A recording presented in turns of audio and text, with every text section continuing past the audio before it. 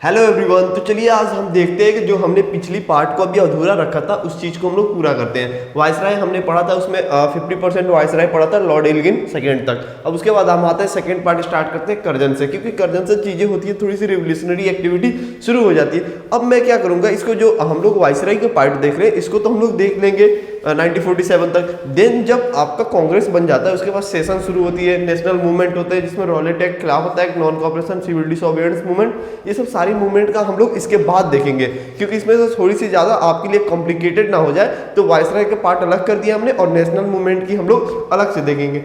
चलिए तो शुरू करते हैं कर्जन से। कर्जन की क्या क्या एक्टिविटी थी, बहुत काम उन्होंने किया था, उसी की वजह से जितनी मूवमेंट थी थोड़ा सा ज्यादा एक्टिवली पार्टिसिपेट होने लगी थी। तो आइए हम लोग, जो लोग जानते हैं कर्जन के बारे में, इंपॉर्टेंट उन्होंने क्या किया है वो तो सही है, जो नहीं जानते हैं वो जान लें। यहाँ पे हम देखते हैं कि क्या क्या हुआ है। एक सेकेंड रुक जाइएगा।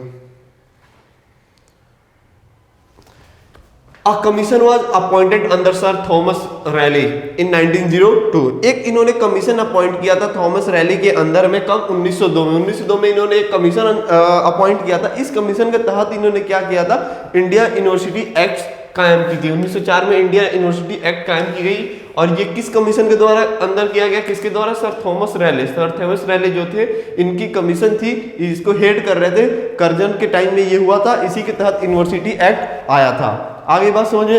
देन आते हैं एंशिएंट मोन्यूमेंट्स प्रिजर्वेशन एक्ट 1904। जब ये चीजें, जब एंशिएंट मोन्यूमेंट्स प्रिजर्वेशन एक्ट 1904 आया, इसका कहना ये था कि जितने भी हमारी पुरानी चीजें हैं, यादगार चीजें हैं, मोन्यूमेंट्स हैं, मतलब जो भी चीजें आप लोग अभी म्यूजियम वगैरह में देख रहे हो, वो सब चीजें इसी के तहत आई है। मतलब उसको प्रिजर्व करना, बाद में उसको यादगार हिस्ट्री को थोड़ा सा रोचक बनाने के लिए ये चीजें की गई थी। देन लास्ट इन्होंने क्या किया था, agriculture research institute was establish.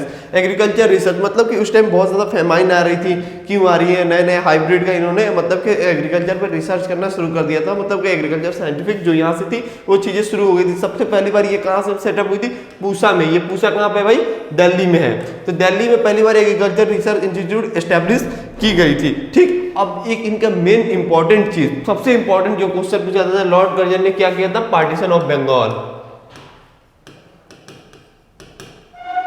Partition of Bengal ये कब हुआ था? 1905 में। जब हम लोग नेशनल मूवमेंट देखेंगे तो पार्टीशन ऑफ बंगाल को पूरे अच्छे तरीके से देखेंगे कि ये क्या हुआ था, इसके होने के बाद क्या क्या चीजें हुई थी, क्योंकि इसी के बाद से थोड़ा सा कॉम्युनल टाइप की राइट होने लगी, डिवाइड एंड रूल टाइप की ये पॉलिसी थी। अब आते हैं लॉर्ड मिंटो पे। अब देखो कर्जन साहब क्या थे कि उन्होंने तो पार्टीशन कर चले गए। जब पार्टीशन हो गया, लोगों को बांट दिया गया, तब वहां से लोगों में क्या हुई, मूवमेंट की शुरुआत हो गई, रिवोल्ट होना शुरुआत हुआ। तो इसी के साथ सबसे पहले हमारा क्या बनता है? स्वदेशी मूवमेंट।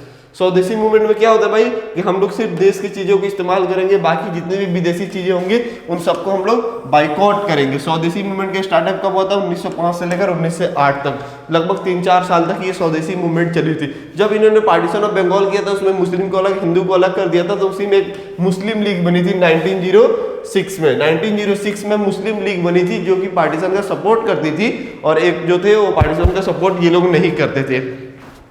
आपको पता है कि 1885 में कांग्रेस बन चुकी थी। ठीक, कांग्रेस बन चुकी थी। ये लोग हमेशा मिलते थे, अपना जो भी ढाबाबाजी का होता था वो लोग अपना ढाबाबाजी मिलकर बैठ के करते थे। उसी में क्या हुआ कि 2 दल बन गई थी कांग्रेस में, 2 दल बन गए थे, मतलब 2 पार्ट हो गए थे, एक मॉडर्निस्ट का, एक एक्सट्रीमिस्ट का। मतलब कि एक नरम दल थे, एक गरम दल थे। ठीक, अब इन दोनों की बनती नहीं थी। गरम दल वाले चाहते थे कि थोड़ा सा मामला गर्म हो, थोड़ा सा रिवोल्यूशनरी हो, और जो मॉडर्निस्ट थे, नरम दल वाले थे, वो चाहते थे सिर्फ एप्लीकेशन डालें, दस्तावेज डालें और उनसे ब्रिटिश से झगड़ा नहीं करें, आराम से बातें करें। बहुत आराम से कौन सुनता है भाई?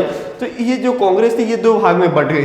कौन सी सेशन में बटी थी? 1907 में सूरत सेशन में ये 2 पार्ट में बट गई। जब हम लोग नेशनल मूवमेंट देखेंगे तो इसके सेशन के बारे में जानेंगे, कैसे बटी थी, क्या वजह रहा था, इसलिए ये चीज बट गई थी। ठीक, ये लॉर्ड मिंटो के टाइम में हुआ था। जो काम कर्जन किए थे, कर्जन की वजह से ये चीजें आ गई और मिंटो को ये सब चीजें भुगतना पड़ा, क्योंकि बहुत सारे एसोसिएशन बनने लगी थी। अब आते हैं लॉर्ड हार्डिंग। एक लॉर्ड हार्डिंग्स थे आपके, ये हेडिंग है, ध्यान रखिएगा। इनका सबसे इंपॉर्टेंट सवाल आता है कि इन्होंने कैपिटल को शिफ्ट कर दिया, क्योंकि उस टाइम जो कलकत्ता था वो बहुत रिस्की जगह हो गया था, क्योंकि बहुत ज़्यादा वहीं पे रिवोल्यूशनरी शुरू होते थे। तो इन्होंने कोलकाता से दिल्ली को कैपिटल शिफ्ट किया। अब क्वेश्चन सबसे इंपॉर्टेंट ये पूछा जाता है कि कलकत्ता से दिल्ली कैपिटल कब शिफ्ट किया गया? 1911, ठीक, 1911 में कैपिटल शिफ्ट किया गया। अब इसी टाइम में, क्योंकि 1915 में हिंदू महासभा बना था, हिंदू महासभा कौन बनाए थे? पंडित मदन मोहन मालवीय। इनका नाम बहुत पॉपुलर है पंडित मदन मोहन मालवीय का, क्योंकि इन्होंने बीएचई का फाउंडेशन भी किया है और ये हिंदू महासभा के फाउंडर भी हैं। तो ये दो चीजें इनके टाइम में इंपॉर्टेंट हो गई। किसके टाइम में? लॉर्ड हैडिंग के। अब आते हैं लॉर्ड क्लैंसफोर्ड। ये बेचारा बहुत बुरा फंस गया था, इसके टाइम में बहुत ज्यादा चीजें हाइपर हो गई थी और ये था भी उस टाइप का, इसने बहुत गलत काम किए हैं, अब उसको भुगतना ही होगा। क्या हुआ? Gandhi return to India. देखो मेन जो हीरो था हमारा नेशनल मूवमेंट का, वो आ गया इंडिया में। जब ये आया तो पूरे देश को घूमे। उसके बाद इन्होंने 2-3 जगह काम की, चंपारण में, अहमदाबाद और खेदा में, जिसको हम लोग एक एक करके कहाँ पे देखेंगे जब नेशनल मूवमेंट पढ़ेंगे। तो अभी हम लोग वायसराय को पढ़ रहे हैं, तो इसके टेन्यूर में क्या हुआ? गांधी जी वापस आए, इसके टाइम में सत्याग्रह मूवमेंट हुई। मान लो कि कौन कौन से? चंपारण, देन क्या होता है? अहमदाबाद,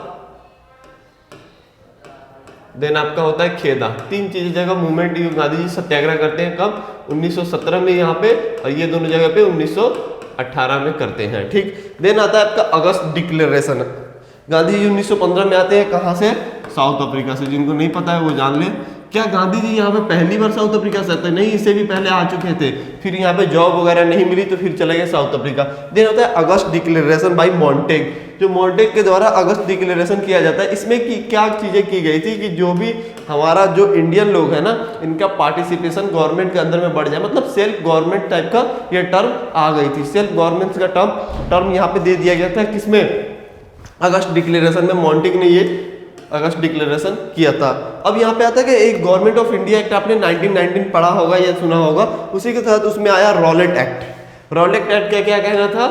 रॉलेट एक्ट में ये होती थी कि अभी का यूएपी, ये समझ लीजिए कि किसी इंसान पे शक होगा तो उसको बिना किसी चार्ज के उसको 2 साल तक जेल में डाल दिया जाएगा, बिना किसी मतलब के। तो ये समझिए कि जो नेशनल मूवमेंट्स थे, जो हमारे हीरो हुआ करते थे, फ्रीडम फाइटर, वो तो कहीं ना कहीं प्रोटेस्ट करेंगे तो उनको बिना शक सुबह के उठाकर जेल में डाल दिया जाएगा और 2 साल तक कोई उनकी सुनवाई नहीं होगी, कोई उनका सुनने वाला नहीं होगा, कोई उनका माँ बाप नहीं होगा, वो जेल में ही सड़ते रहेंगे। रॉलेट एक्ट ये कह रहे थे, बहुत बेकार लॉ था, इसको ब्लैक एक्ट भी हम लोग बोलते हैं। इसी में क्या था कि 2 लोगों को इसमें जेल में डाल दिया गया था। तो उसके लिए वो कुछ जो उनके आस पड़ोस के जो लोग होंगे, उन लोगों ने क्या किया था? मीटिंग किया था। कहाँ पे? जलियांवाला बाग में। जलियांवाला बाग कहाँ है भाई? पंजाब में जलियांवाला बाग है। 13 अप्रैल 1919 के दिन यहाँ पे सारे लोग इकट्ठा हुए थे। जो लोग उनके पकड़ के गए थे, 2 लोग, उनके बारे में जिक्र हो रही थी। तो यहीं पे जो वहाँ पर जनरल ओ डायर था, उसको लगा कि ये लोग थोड़ा सा दंगा भड़काने की बात कर रहे हैं, तो उसने गोली चलवा दी। लगभग ऑफिशियल 500 से ज्यादा लोग की मरने की खबर है और 1500 से ज्यादा घायल हुए थे। ये ऑफिशियल ब्रिटिश के बुक के हिसाब से है, तो आप समझिए इंडिया के हिसाब से 1500-2000 से लोग एक ही बाग में, एक ही जगह पे मार दिए गए थे। तो ये बहुत बड़ा हिंसा भड़क गया था। नेशनल मूवमेंट में समझ सकते हो कि चिंगारी लग गई थी।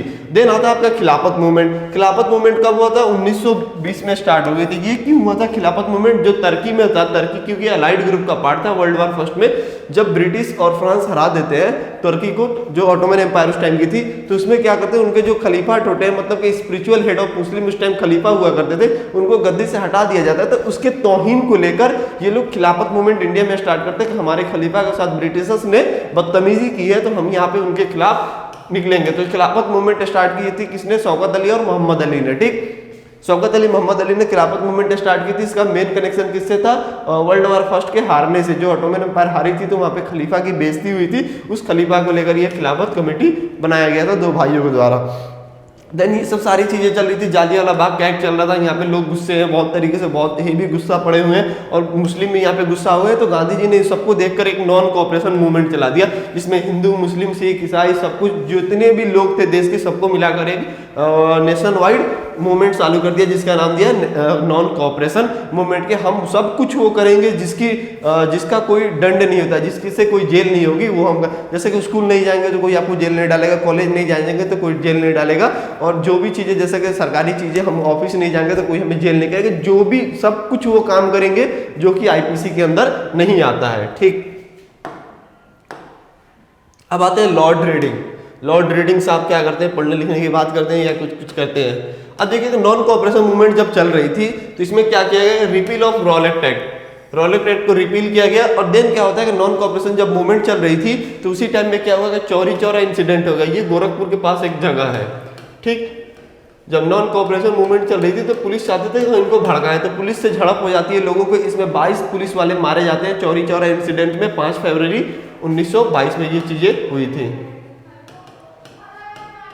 देन आता है आपका आरएसएस, जो राष्ट्रीय समाज क्या बोलते हैं उसको, मैं फुल फॉर्म बोल रहा हूँ, सेवा संघ या कुछ बोलते हैं, उसका 1925 में फाउंडेशन रखा गया। ठीक, अब आता है मोपला रिविलियन। ये मोपला रिविलियन कहाँ पे स्टार्ट हुई थी? ये केरला में स्टार्ट हुई थी मोपला रिवोल्यूशन। ये ट्राइबल का रिवोल्यूशन था। ठीक, ये बहुत हेवी था क्योंकि ट्राइब लोग से कोई लड़ना नहीं चाहता। ये ट्राइब का रिवोल्यूशन था केरला में। मोपला कब स्टार्ट हुई थी? 1921 में। ये सब के सब मिलते जा रहे थे नॉन कोऑपरेशन मूवमेंट से। नॉन कोऑपरेशन मूवमेंट और ज्यादा आग लगा रहा था। देन आपका क्या होता है? काकोरी ट्रेन। बहुत सारी मूवी में आपने देखा होगा कि काकोरी ट्रेन में कैसे हमारे फ्रीडम फाइटर उसको लूटते हैं, जो इसमें से जितने भी चीजें आती है उसको, मतलब काकोरी ट्रेन में रॉबरी होती है। कब? 1925 में, 1 अगस्त 1925 में काकरे ट्रेन को लूटा जा रहा है। ये सब किसका टाइम था? रीडिंग का टाइम था। मतलब कि नेशनल मूवमेंट सारे तरफ देशभक्ति का चीजें चल रही है कि अब आजादी मिल जाएगी, ऐसा लोग सोच रहे थे।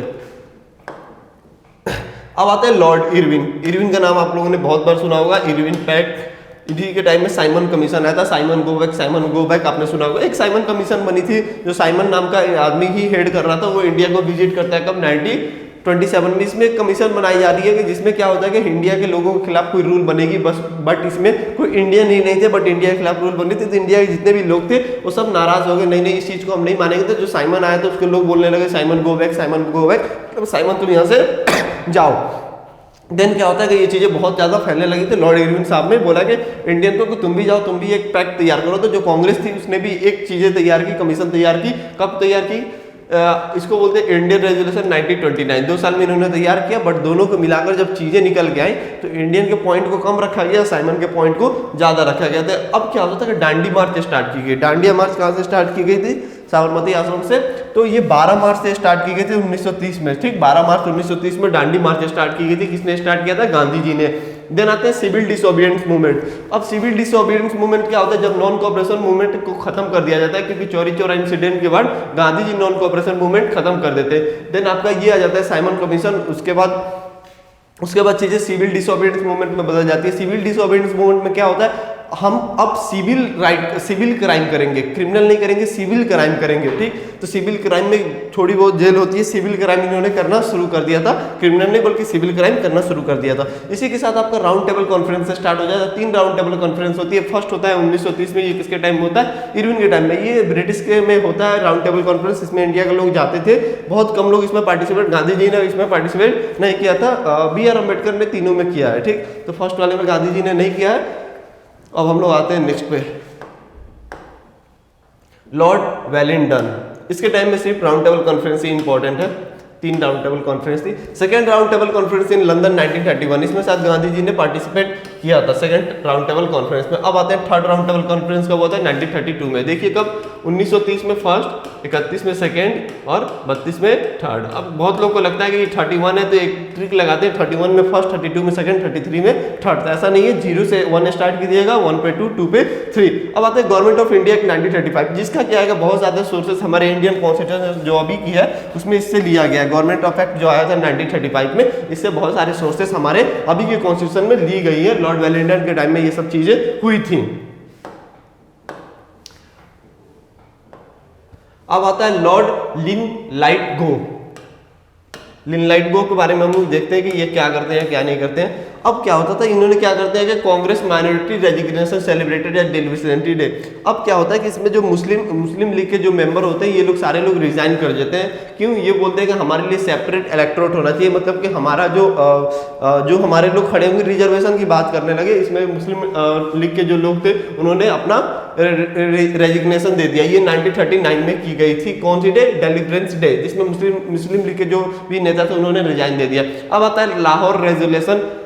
23 मार्च 1940 के दिन लाहौर रेजोल्यूशन होता है, जिसमें 2 नेशन थ्योरी की बात आती है। जिन्ना ने 2 नेशन थ्योरी की बात यहीं पे की थी, ऐसा कहा जाता है। देन इसी में आपका होता है 36 से 43 है, तो 39 में वर्ल्ड वॉर 2 सेकेंड स्टार्ट हो जाता है। और आपको एक और चीज याद होगा, क्विट इंडिया मूवमेंट 8 अगस्त 1942। ये जवाहरलाल नेहरू ने शुरुआत किया था क्विट इंडिया एक्ट, ये 1942 में हुआ था। ठीक, क्विट इंडिया ये बहुत इंपॉर्टेंट है। क्विट इंडिया कब हुआ था? 1942, जवाहरलाल नेहरू। और डिलीवरेंस डे में क्या होता है, मुस्लिम लोग के नेता लोग अपना अपना चीजें मतलब कि अपने रिजाइन दे दिए थे, क्योंकि इनको सेपरेट इलेक्टोरेट की बात ये लोग करने लगे थे। और जो लाहौर रेजोल्यूशन था 23 मार्च 1940 में यहाँ पे 2 नेशन थ्योरी की बात की गई थी, जिन्ना ने किया था। अब आता है लॉर्ड वेबल। लॉर्ड वेबल के टाइम में क्या हुई थी भाई, देखते हैं।